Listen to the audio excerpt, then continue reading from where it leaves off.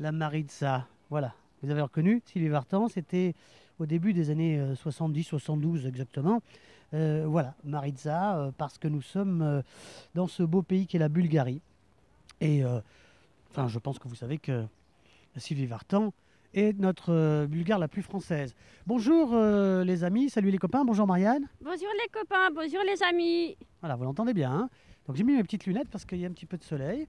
On fait un petit coucou à Freddy qui va filmer cette place. On est ravis d'être avec vous dans la capitale de ce beau pays, la Bulgarie, Sofia. Alors on avait entendu beaucoup de choses sur cette ville qui est magnifique, hein. Vraiment les bâtiments sont exceptionnels. On va zoomer un tout petit peu, faire un petit tour pour montrer un petit peu les bâtiments. Bon, la Bulgarie, c'est encore un pays des Balkans. Capitale, je l'ai dit, c'est Sofia. C'est un mélange de plusieurs cultures, hein, la culture grecque, slave, les cultures aux influences ottomanes et perses. Alors, un petit cours de géographie. On avait pris la carte, mais on ne va pas la sortir là. On est venu de la Turquie de Silivri, et on est remonté tout doucement, Plovdiv, tranquillement, par les routes secondaires, ici à Sofia. Alors, regardez, sur la carte, la Bulgarie, en géographie, elle est entourée au sud, d'où on vient, hein, de la Turquie et de la Grèce, à l'ouest, la Macédoine, la Serbie, et puis au nord, la Roumanie, et puis un peu plus loin à droite, c'est la mer Noire. Voilà, alors on parlait de la Maritza, parce qu'on a traversé ce beau fleuve, la Maritza, qui sépare aussi la Bulgarie, la Turquie et la Grèce.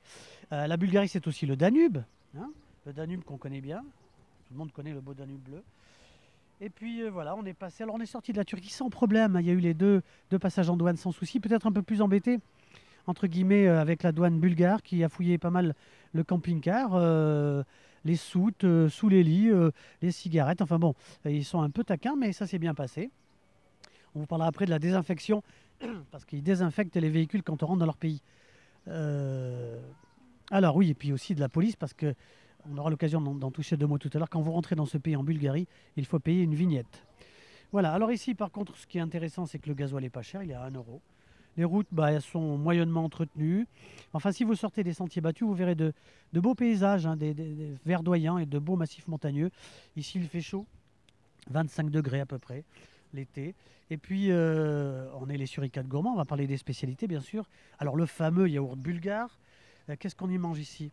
On y mange les salades, les charcuteries, les fromages, un peu comme en Grèce d'ailleurs, hein, des légumes grillés, des caviars d'aubergine, les soupes froides aussi.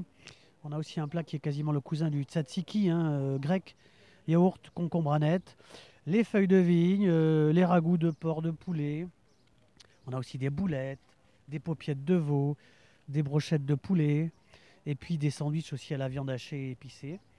Le pain ici, c'est la parlenka, cousin de la pita. Et puis les desserts, hein, on ne peut pas oublier les desserts, les baklava, les crêpes, les nougats glacés. Et puis on va terminer avec les boissons, des bières, bien sûr. Même si Henken est derrière, il y a des bières de ce beau pays bulgare. Les vins bulgares, certains qui sont excellents. Et puis les eaux de vie, la rakia, le mastika, le ouzo local, hein, le mastika, et puis les liqueurs, et puis évidemment le café. Servi ici partout en ville, hein, 50 centimes, vous avez un beau café. Voilà, on essaye de faire assez court parce que les opérateurs, une nouvelle fois, sont un peu lents et puis un peu coûteux. Donc on essaye de vous faire une petite carte postale pour vous dire qu'on est là, on se balade, on se promène. Et puis on aura l'occasion de rester ici 2 3 jours avant d'aller faire un petit tour en Roumanie. Voilà un petit mot sur ce passage ici dans ce beau pays. Alors quand vous rentrez en Bulgarie, ça c'est important, obligatoire, n'oubliez pas d'acheter la vignette. Alors la vignette, elle est vendue en fonction de ce que vous avez comme véhicule, hein. Si c'est une moto, une voiture, moins de 3 tonnes 5 ou un camion. Non mais c'est important, hein, je le dis parce que vous avez des distributeurs de tickets. Je sais qu'aujourd'hui, ça va être possible de le faire par Internet. Alors ce qui se passe, c'est que quand vous avez passé la douane et que vous avez payé ces tickets, vous serez obligatoirement arrêté par la police un peu plus loin, qui vous arrête même sur l'autoroute et qui vérifie sur l'ordinateur si vous avez pris votre ticket. Sinon, c'est une grosse, grosse amende. C'est pas spécialement cher, mais ici, comme dans certains pays, eh bien, les routes et les autoroutes sont payantes avec la vignette. Voilà, vous le saurez. Sinon, bah, écoutez, on est ravis de traverser ce beau pays fort sympathique. Voilà, on va faire un petit coucou à tout le monde devant ce beau bâtiment sur la place une des places de Sofia. On est allé voir aussi cette magnifique cathédrale. Alors pour ceux qui nous suivent, eh bien, on est toujours en camping-car. Pour ceux qui voudraient visiter Sofia, eh bien, il faut vous rendre à la sortie de Sofia, à côté du parc Vrana, là où se trouve le roi d'ailleurs, qui vient de temps en temps ici. L'ancien roi, bien sûr, hein, puisqu'aujourd'hui c'est un gouvernement. Le roi Siméon II, qui passe le reste de sa vie en Espagne et ici, à côté. Donc on habite à côté de chez le roi. On sera peut-être invité chez lui, on ne sait pas. Hein. En tout cas, on fera une vidéo avec lui. Voilà, eh ben, écoutez, elle est toute sage aujourd'hui, Marianne. On va vous dire à bientôt. Qu'est-ce qu'on dit encore, Marianne? Que si ça leur a plu, ils font un pouce bleu. Un pouce bleu. Comment on fait le pouce bleu? Voilà, un like.